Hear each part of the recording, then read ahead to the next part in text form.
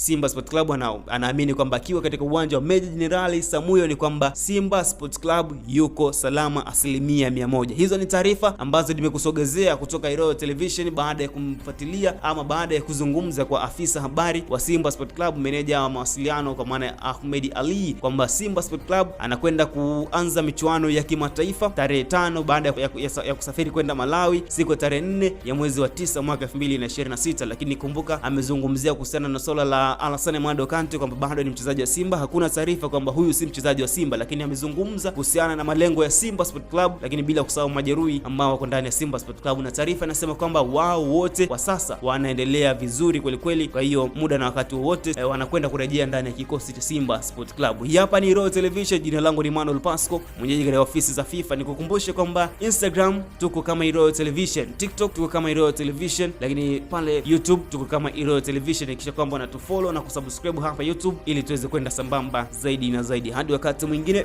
bye bye.